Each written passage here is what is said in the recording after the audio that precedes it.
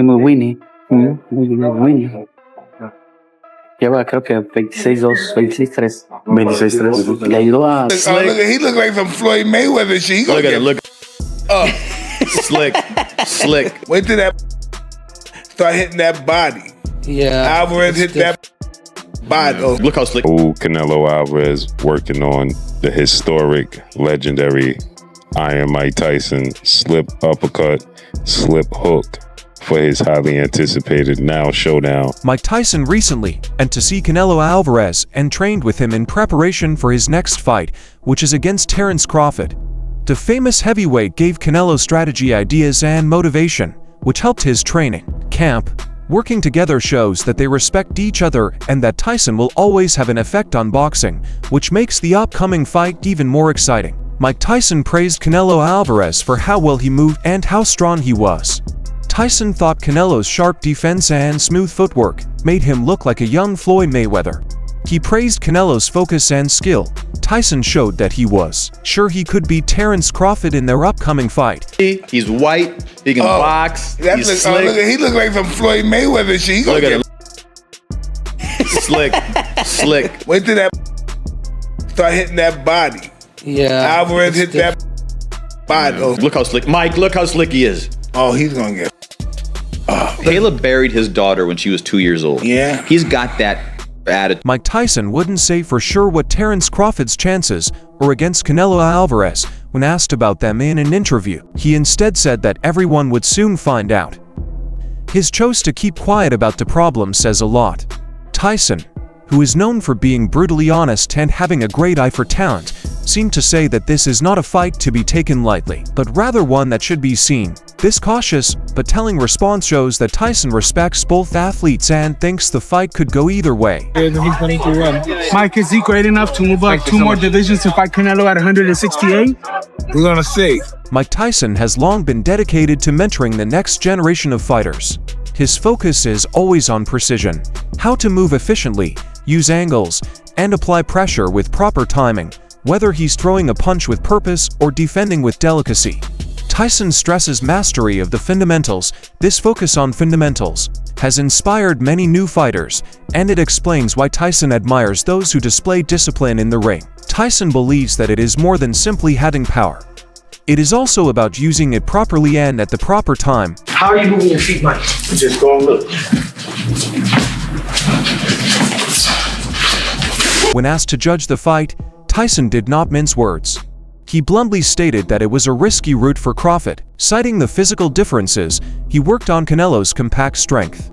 According to Tyson, Canelo's modest but effective head movement and unrelenting forward push might pose a significant challenge to Crawford, especially given Canelo's experience fighting and beating larger opponents. Tyson was concerned not with Crawford's ability, but with the wisdom of going into the ring with someone who thrives in higher weight classes and has built a reputation for overwhelming adversaries with controlled aggression. Even though Tyson thinks the fight is a risky idea, he does not doubt Crawford's ability. In fact, he praises Crawford's previous performances, stressing how dominant he was against Israel. Tyson really admires Madrimov and Crawford's ring IQ, timing, and ability to change mid-fight. Yet, Tyson distinguishes between skill and pragmatism. Just because someone is capable of fighting does not necessarily mean they should. His main focus is the physical toll and what happens when skill meets brute force in a punishing weight class. What do you think about Terence Crawford calling out Canelo? You know, I don't like that fight. Why not? I don't like that fight. It's just too much weight. You know, and he had a close fight with the last guy he fought, Terence, because this guy was big and he was awkward. He was really awkward. He shouldn't have fought that guy. He should have fought a guy that would just come straight at him. The guy was too awkward. He's herky-jerky. Want to know. Tyson's skepticism is based on rationality. Jumping weight divisions is more than just a cerebral battle, it's a physical gamble. Canelo Alvarez, as Tyson points out, is naturally bigger and stronger and has adjusted well to higher divisions.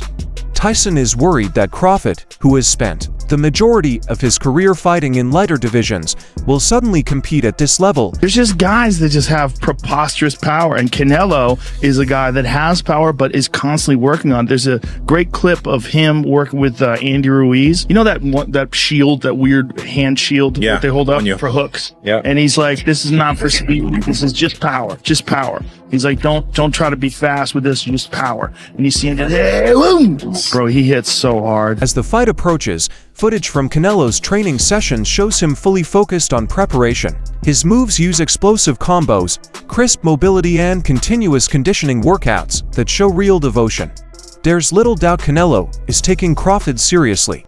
The intensity and structure of his camp suggests that he's not just confident in his ability, but also completely aware of the threat Crawford poses. Every punch and footstep in training appears to be performed with a specific goal in mind: strategic warfare preparation. I think me and Canelo will make for a great fight. It's the best fight in boxing right now. And you got two first ballot Hall of Famers going head to head with each other. And everybody want to see how Terrence is going to do going up 2 more weight classes. A lot of people making a big deal about the weight. You just walked in here. You don't look like a 54 right now. I just think a lot of people is adopting other people's thoughts. I've seen Canelo in person. Yeah. Even for him, 168 is a big weight class. Facts. And he's always the smallest person in his division. When you got Usyk fighting Tyson Fury, you know, Tyson Fury was the massive fighter over Usyk. I'm not even so sure Canelo will be the bigger guy. He'd probably be thicker, but I'm taller. Yeah. You know, he have his strong points in the fight. I have mine. Tyson has always complimented fighters who combine physical force with technical depth, and Canelo fits that description beautifully. Tyson is particularly pleased with Canelo's ability to maneuver the ring, employing feints, slipping punches, and delivering highly accurate counter strikes. Canelo is a unique mix of old-school tenacity and modern-day boxing savvy. Was the biggest fight in boxing? Well, Canelo's the face of boxing. He's the best fighter for Terrence Crawford out there. He's the biggest fight for Terrence Crawford out there. So that's why Terrence Crawford want to take the opportunity to share a ring with another great. How do you beat him? UFC. Come 12. Everyone's talking about the weight differences. What's your kind of response to that, Terrence? That's why we fight the fight.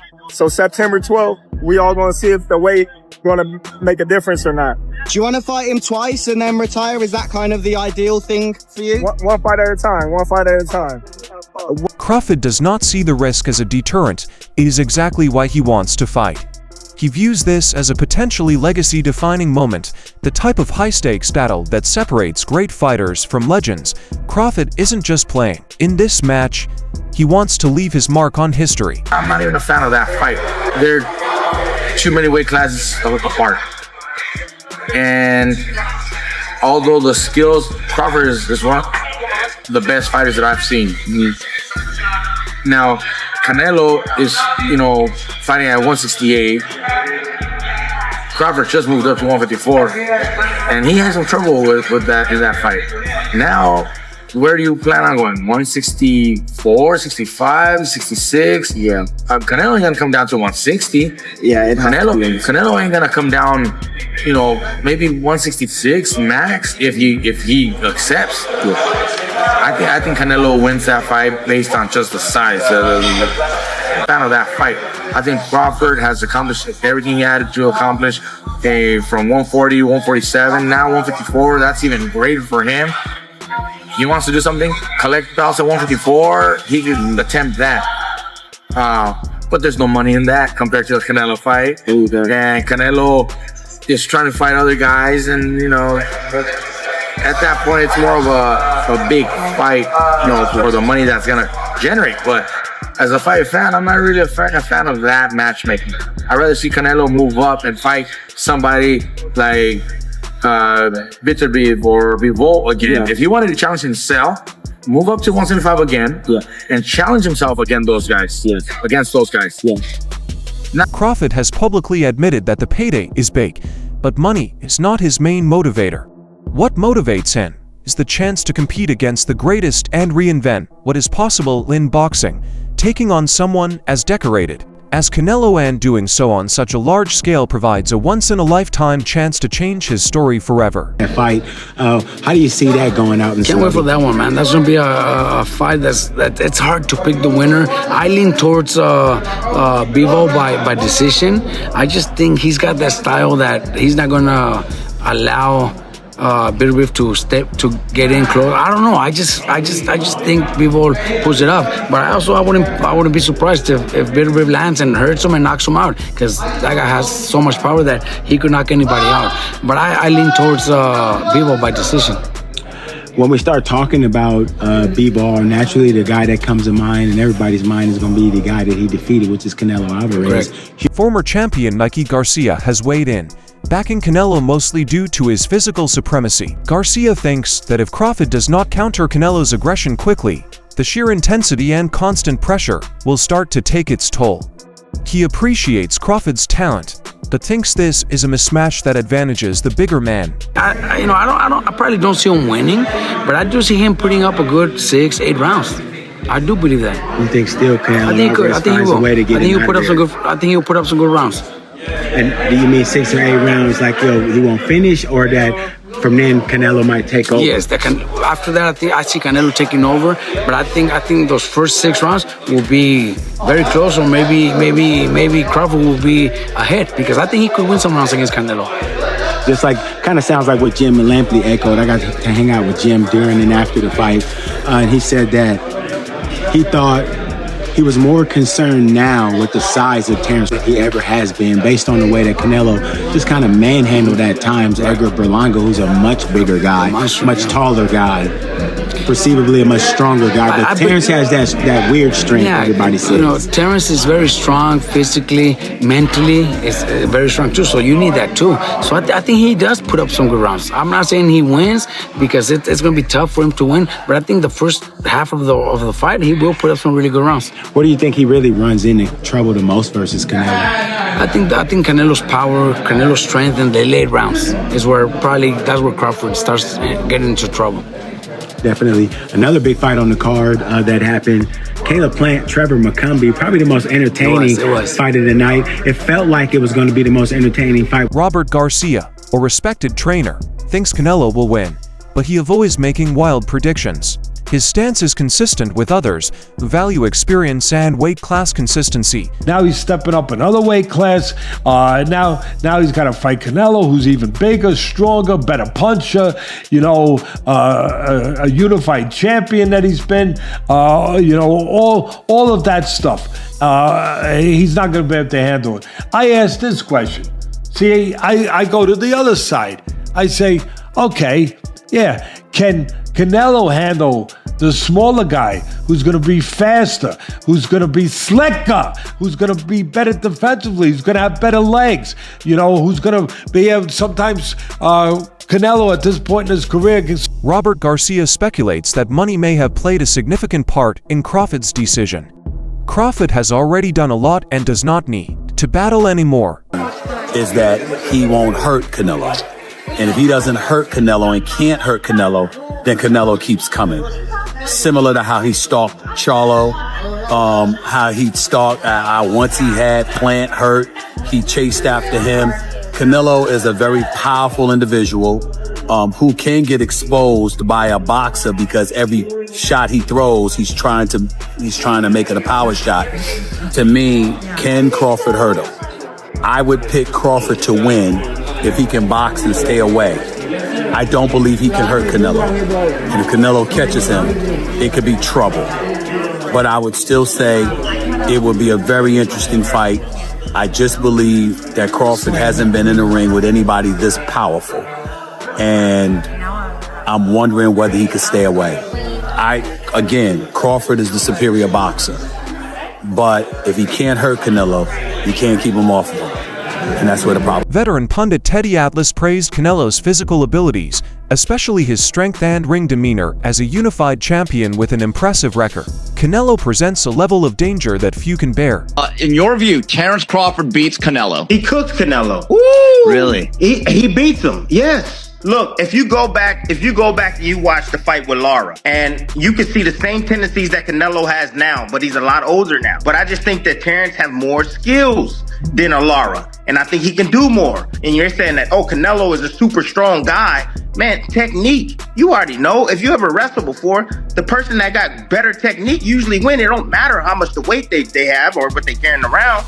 It's the technique. Crawford knows how to take care of himself on the inside. He knows how to smother. He knows how to tie up. He knows how to rough guys up. He knows how to turn guys. He understands weight distribution, man. You know, not only that, the only beating Crawford is he got to knock him out. And when was the last time we seen Canelo knock anybody out? Think about that. If Golovkin, who hits a lot harder than Crawford, could not drop or hurt Canelo, I just don't think Crawford has enough to cause a respect to him to make him go back on his back foot. Again, just because of the size. Stephen A. Smith acknowledged Crawford's strong boxing IQ and ability to perform under duress, but questioned whether he held the power to earn Canelo's respect. According to Smith, unless Crawford can find a way to stop Canelo's momentum, he may be overwhelmed by sheer physicality. Former champion Tim Bradley takes a different stance, arguing that while Canelo's stature is an important factor, Crawford's brains, adaptability, and strategic depth may outweigh the physical differences. Bradley feels Crawford's ability to read opponents and alter mid-fight might give him an edge even against someone as powerful as Canelo. He thinks that brains over brawn will be the deciding element. If anyone can make it happen, it's Crawford. He's gonna be the greatest. You know what I'm saying? Floyd, it was Floyd. And then it's gonna be Terrence Crawford. You know what I'm saying? Well, that's what's on the line with that fight, right? Canelo and Terrence is whose era is it? Yeah. Right? Nah. I think Canelo had his time. Yeah, Canelo had his time. Yeah. Just gonna submit our time. Yeah, for sure. What makes Womack such a great trainer? He can adapt to any style, bro. Like, he can adapt to any style. First of all, DB3, we all got different styles. And he all been making this better in our own style. He got Troy Isaac. Troy Isaac is a different style. You know what I'm saying? Shoot, he got Avius Griffin. Avius Griffin is a different style. Of course, y'all know Jamel Herring and Terrence Crawford. All different styles. And he make these fighters great. He can adapt to any style. You know what I'm saying? That's what makes him a great trainer. Cause he know boxing. That's why. Talk to him. He's a boxologist. He know boxing. Trainer of the year. Exactly. Trainer of the year. This year. And we gonna win again this year. I think what it is the last 2 years I said, damn, to be great at my craft, I'm gonna have to face this sometimes they don't like, they don't, you know, but I'm gonna have to do it. As long as you don't disrespect me, cause I'm not no dude that's just gonna be on F-you type stuff. No, I know. I already know. I mean, you were cool about it. You just let me know. Yeah, for sure. Yeah. You toss it, man. Rising star Keyshawn Davis also joined in, praising Canelo's flexibility. He pointed out that Canelo's greatness came not only from his strength, but also from his ability to adjust. However, Davis suggested that this bout could be a watershed moment. Canelo has had his moment, and now the torch may be transferred, albeit many still support Canelo because to his stature and experience. Davis' views reflect a wider curiosity about whether skill, youth, and courage can disrupt the status quo. That's all for today's show. Stay tuned until the next time.